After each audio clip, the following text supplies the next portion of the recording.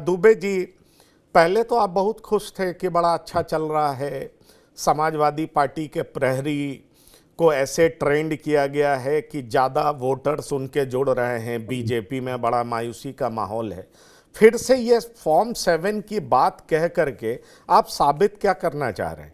क्या पीडीए को एकजुट करना चाह रहे हैं? जैसा कि आप पे आरोप लग रहा है कि जैसे आपने लोकसभा चुनाव से पहले संविधान बदल देंगे उसकी चर्चा की थी और एक वोटर्स को तैयार किया था, उसी तरह की कुछ तैयारी आपकी चल रही है?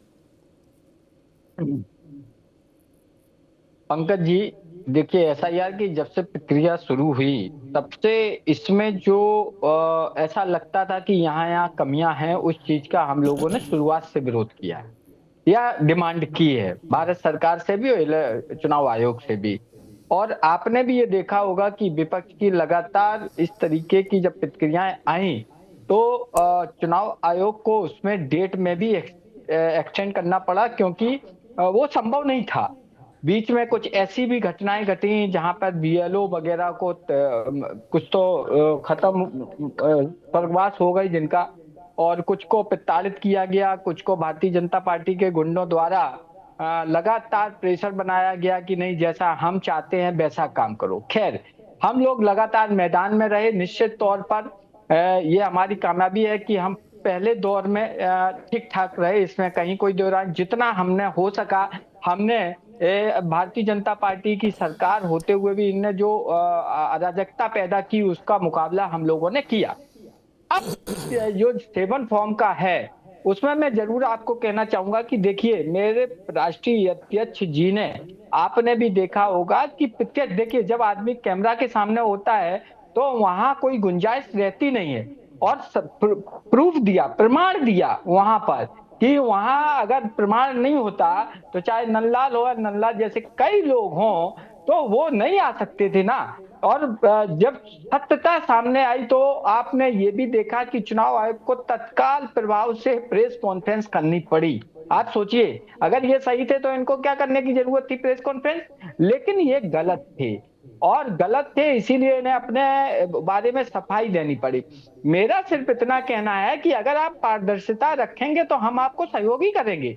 विपक्ष का काम हमेशा ये नहीं है कि हम आपकी हर चीज का विरोध करें, लेकिन जब सरकार अपना मनमानी तरीके से काम करना चाहे, लोगों के हितों के लिए काम ना करे, तो निश्चित तौर से हमारी भी जिम्मेदारी है। चूंकि जनता ने हमें चुन के भेजा है तो हमारी ये जवाबदारी बनती है कि जनता के हितों के लिए सरकार पर प्रेशर बनाया जाए, पारदर्शिता रखी जाए कामों में।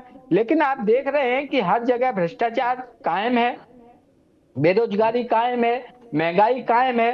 तो निश्चित तौर पर आने वाले कल में जब चुनाव 27 में होगा तो अब एक चूंकि एसआईआर का भी मुद्दा हमें मिल गया है तो हम इस पे भी लोगों के सामने रखेंगे कि हमारी इतनी मेहनत के बावजूद भी बीजेपी ये करने पे कामयाब हो गई। लेकिन हम लोगों ने या हमारे पीडीए प्रहरियों ने जबरदस्त मुकाबला इन लोगों का किया, क्योंकि हम तो भाई विपक्ष में थे। तो इनके पास पावर ज्यादा है, ये तो साम दाम दंडभेद सब अपनाते हैं। लेकिन उसके बाद भी हमारा कार्यकर्ता डटा रहा और डटा हुआ है। सबसे बड़ी बात हमारे लिए गर्व की यह है कि हमारा कार्यकर्ता आज भी डटा हुआ है, और जब तक ये प्रक्रिया चलेगी तब तक हम लगातार इसका, अगर जहां पर भी गलत होगा हम उसका लगातार विरोध करेंगे। नहीं, आप विरोध करिए, पर ये आप जब पीडीए की बात करते हैं तो आपको क्यों लगता है कि पिछड़ा सारा आपका ही वोटर है? चलिए मान लेता हूं कि उनका वोट काटा जा रहा है, पर आपको लगता है कि पिछड़े की मदद के बगैर, वोटर्स के समर्थन के बगैर कोई पार्टी सत्ता में आ सकती है? ये चुनावी नैरेटिव नहीं है या कुछ और है? मैं यही बात आपसे समझना चाह रहा हूं। आप पीडीए शब्द का प्रयोग करते हैं, पीडीए मतलब पिछड़ा, दलित, अल्पसंख्यक, अगर मैं सीधे तौर पर कहूं तो। वैसे समय समय पर आपने इसकी परिभाषा बदली है, पर सवाल है कि पिछड़ा आपका ही वोटर है, ऐसा क्यों दिखाई पड़ता है? आप कहिए पीडीए, आप कहते हैं पीडीए, पीडीए मतलब क्या? समाजवादी पार्टी का वोटर है, उसका वोट काटा जा रहा है। अभी मैं मेरिट में नहीं जा रहा हूं, मेरिट में जाऊंगा अगले दौर में आपसे सवाल करूंगा, पर फॉर्म 7 की बात उठा करके पीडीए के वोटर्स काटे जा रहे हैं, उनके वोटों की डकैती हो रही है। अगर हो रही है तो आप पीडीए पिछड़ा नाम क्यों कहते हैं? आपको क्यों लगता है कि वो आपके ही वोटर्स हैं? ये सवाल मेरा आपसे। देखिए पंकज जी, पीडीए में सभी हैं, पीड़ित भी हैं, अल्पसंख्यक भी हैं, आदिवासी भी हैं, आदि आबादी भी है।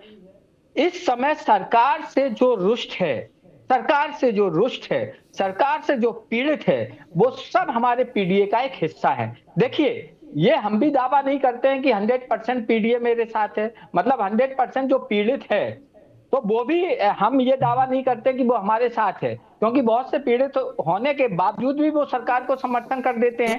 अब आप अगर इस बात को इस दूसरे लहजे में ये कहें कि हर ब्राह्मण या हर सवर्ण, हर ठाकुर या हर बनिया भारतीय जनता पार्टी का वोटर हो गया, तो ये भी संभव नहीं है, ये सत्यता है।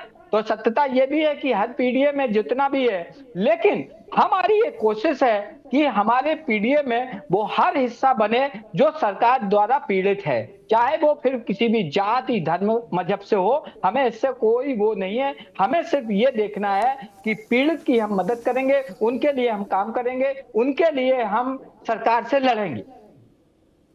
चलिए, आप पी का मतलब अभी पीड़ित बता दिए, आधी आबादी बता दिए, ठीक है, आप अपनी पार्टी का स्टैंड रख सकते हैं। लेकिन प्रशांत पटेल जी, बड़ा गंभीर आरोप है, आप जीतने नहीं जा रहे हैं तो वोट चोरी कर रहे हैं, और वोट चोरी इस तरीके से कर रहे हैं कि आप कहते हैं मेरा कोई इन्वॉल्वमेंट नहीं है, चुनाव आयोग एक संवैधानिक संस्था है, वो ऐसा कर रहा है। पर बार बार आप पे आरोप क्यों लग रहा है? जहां तक एसआईआर फॉर्म 7 भरने की बात है, बीजेपी द्वारा 1700 कुछ लोगों ने भरा, लेकिन ये अज्ञात लोग कहां से आ गए जो 1 लाख कुछ हैं? ये बड़ा गंभीर सवाल है, और इस सवाल का जवाब आपकी पार्टी कैसे देती है?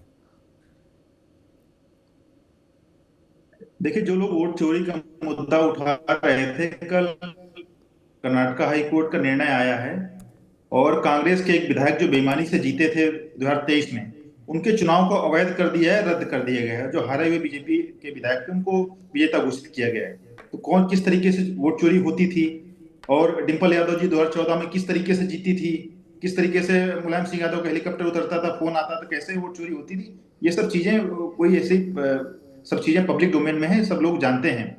और दूसरी बात, अभी तो कभी कहेंगे पीडीए है, पीडीए का फुल फॉर्म इनको नहीं क्लियर है कि क्या बोलना है, पिछड़ा बोलना है, पीड़ित बोलना है, डी से डिंपल बोलना है कि दलित बोलना है, ये यही चीज क्लियर नहीं है। तो पहले तो ये तय कर लें कि कौन पीडीए है कौन नहीं है, उसके बाद फिर बात होगी। और तीसरी बात है कि भाई आप वोट कर रहे हैं, ये लोग स्वयं अपनी डीगे हाथ आंक रहे थे भी दुबे जी कि हम लोग सब बिल्कुल मजबूती से डटे हुए हैं, कहीं कोई ऐसी बात नहीं है, तो फिर कैसे आपके वोट कट जाएंगे? आपके कहाँ गए पीडीए प्रहरी? वो खाली बस क्या लाल टोपी पहनने के लिए है क्या? आप लोग क्यों नहीं जांच कर रहे हैं? और तीसरी बात की अज्ञात लोगों ने इतने फॉर्म भर दिया, तो अज्ञात तो क्या किसी को बीजेपी का ठप्पा लगाएगा कि बीजेपी के लोग वोट कटवाएंगे? आपको लगता है जहां कोई गलत लोग हैं तो आप भी उनका वोट कटवाइए, आपको किसने रोक रखा है? और चौथी बात, सुप्रीम कोर्ट में लगातार एसआईआर की सुनवाई चल रही है पिछले 8 महीने से, और समाजवादी पार्टी के घोर पिछड़ा विरोधी कपिल सिब्बल वहां पर पैरवी कर रहे हैं। कई सारे सांसदों ने वहां पे याचिका दाखिल कर रखी है। अगर आपको वहां कुछ गलत चीज लगती है तो वहां जाके क्यों वहां पे अपना मुद्दा नहीं रखते हैं, वहां चीजें बताएं। इतने दिन से 6 महीने से 8 महीने से मैं भी देख रहा हूँ, सुप्रीम कोर्ट लगातार से कहता रहा कि अगर किसी एक गलत व्यक्ति का नाम काटा गया हो तो उसका एफिडेविट हमारे यहाँ लेकर के आइए। तो उस समय 2 महीने पहले सूर्यकांत साहब कोर्ट नंबर 2 में बैठते थे, 4-5 महीने हो गए बिहार चुनाव पहले जब सीजीआई नहीं बने थे, तो योगेंद्र यादव और ये गए थे प्रशांत भूषण, 5 फर्जी एफिडेविट लेके गए बिहार के लोगों को। वहां तुरंत वहां उनका फैक्ट चेक हो गया कि वो लोग एग्जिस्ट ही नहीं करते थे, वोटर लिस्ट में थे ही नहीं, तो वोट कटने का नाम क्या होता था? हाथ जोड़ के लोग किसी तरीके से बचे। तो पूरा फर्जीवाड़ा खाली मीडिया में और सब चीजों में चल रहा है। ग्राउंड पे कहीं कोई इनका ना ही कोई वोट चोरी जैसा ऐसा कोई मुद्दा है, ना ही किसी का कोई गलत तरीके से वोट कटा है। चुनाव आयोग के दरवाजे सबके लिए खुले हुए हैं, सुप्रीम कोर्ट के दरवाजे सबके लिए खुले हुए हैं। अगर किसी को कहीं कोई लगता है तो जाके अपनी बात रखें और अपनी शंका का समाधान करें। कुछ तो सस्ता लो, सब बढ़िया लो, इसमें क्या खास बात है? थोड़े में ज्यादा स्वाद, यही तो है इसकी खास बात। मसाला, ये है सीक्रेट रेसिपी MDH का जीरा सिप जल जीरा मसाला। सिप सिप जीरा सिप MDH का जल जीरा सिप, MDH का जल जीरा सिप।